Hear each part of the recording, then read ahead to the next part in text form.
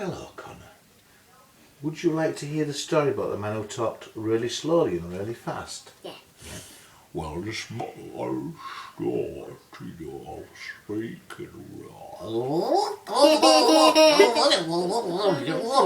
speaking and then he kept talking backwards.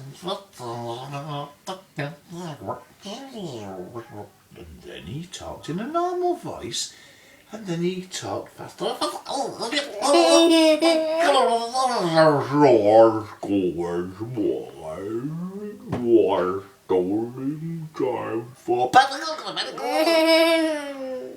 Then it'll be time to clean.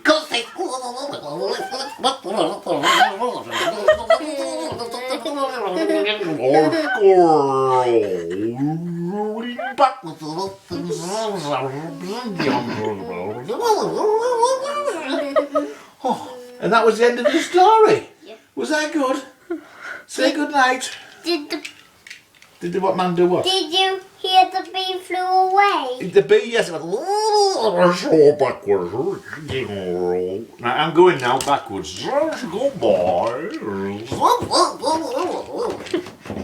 Goodbye.